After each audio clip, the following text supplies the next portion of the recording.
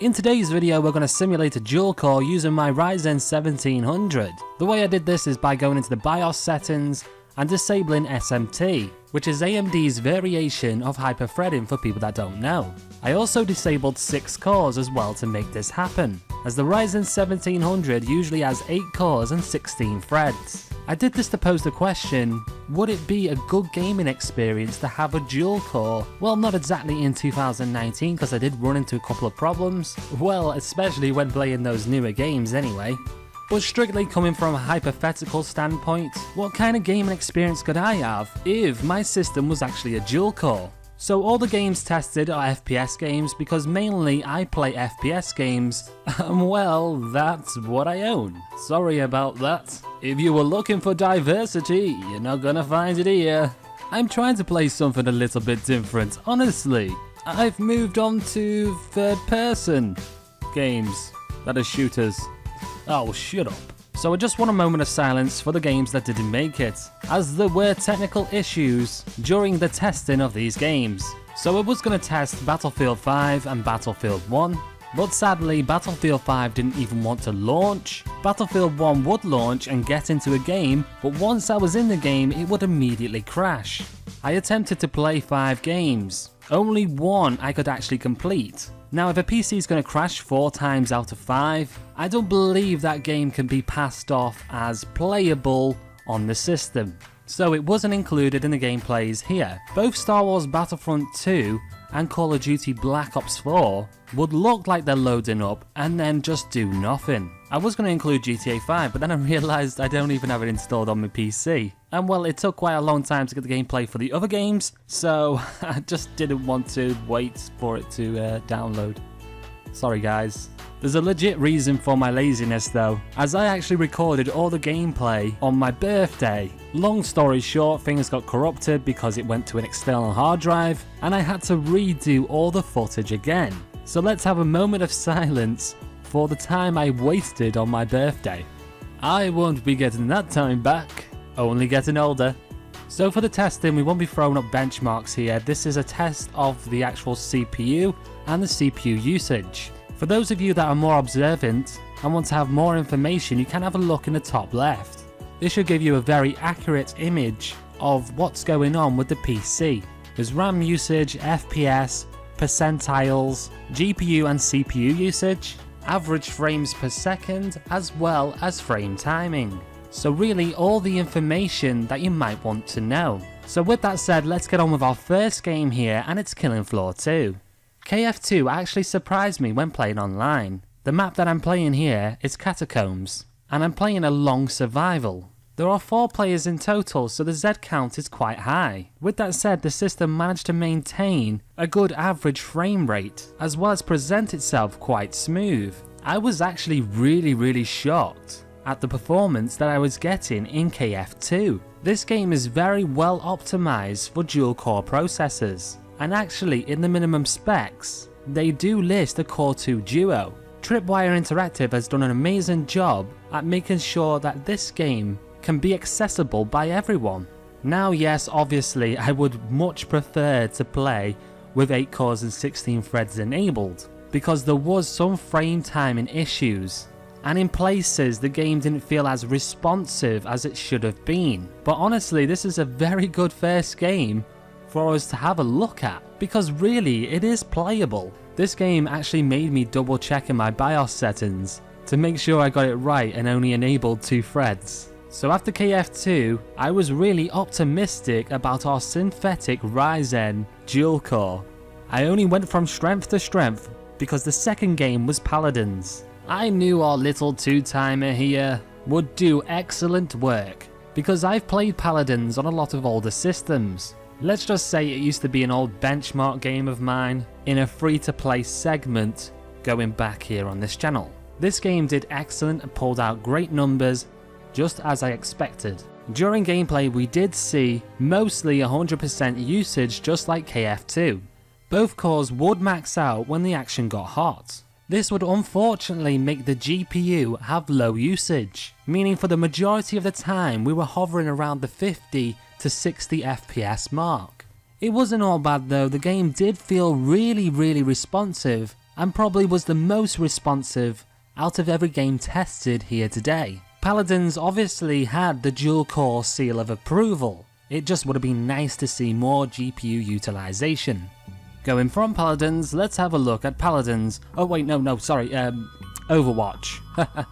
Probably gonna get some hate for that one. So on Overwatch, we did see 100% utilization of both cores again. This was absolutely no surprise, and is somewhat of a trend in the games that I played.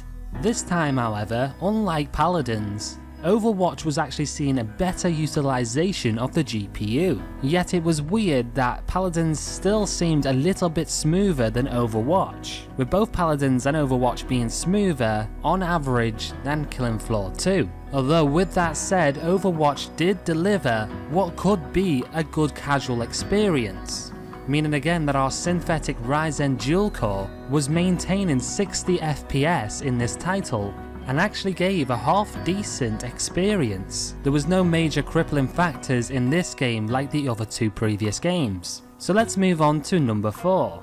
Obviously it's time for a little bit of derpiness with totally accurate Battlegrounds. So our little dual core here did struggle in areas. Again, it saw 100% utilization on the CPU. This would actually make it struggle in game to load areas fast enough. So a lot of the time that I was running around, things would just pop in, but that was mainly at the start of a game. Once you got running around collecting stuff, it wasn't that big of an issue.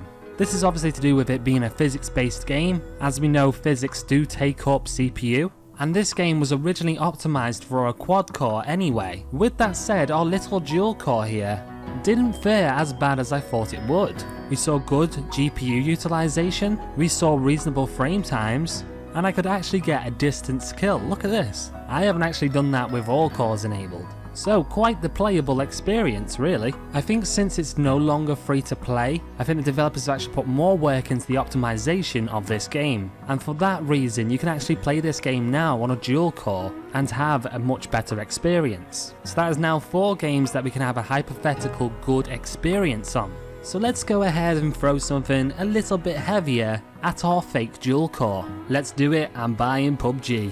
Honestly, I probably only bought PUBG for this video, because I can't see myself playing it much.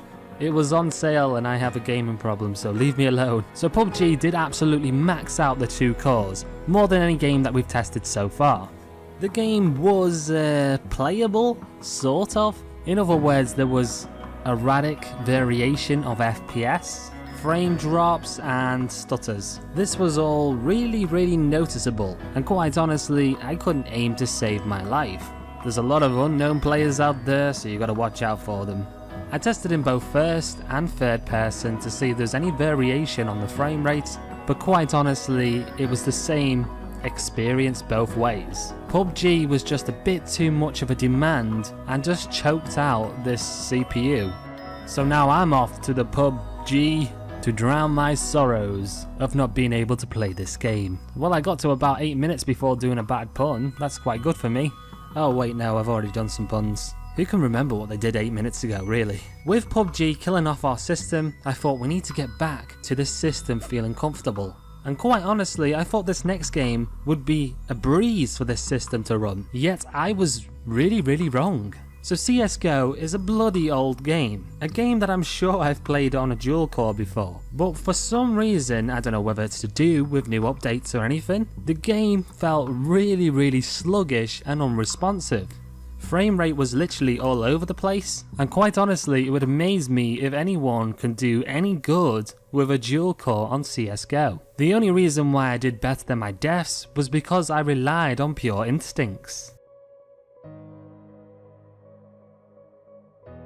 Now this was all very weird and bizarre as well, because CSGO appeared to be the one game that I've tested that didn't see 100% utilization most of the time. This was very weird and bizarre, and only raised more questions. It would seem that CSGO likes to favour multi-core performance over the single-threaded performance. That's literally the only thing that I can put this down to. Either that or the game still thinks that I'm rocking with 8 cores, and that's what's causing the problem? I don't know. To be safe, I would definitely suggest to use a quad core when playing CSGO. And obviously all these games tested today are going to have much better performance on a quad core anyway. You should be gaming with at least a quad core in 2019 anyway. This video is obviously just some casual fun. I know what you're thinking, where's block post? We need some block posts, right?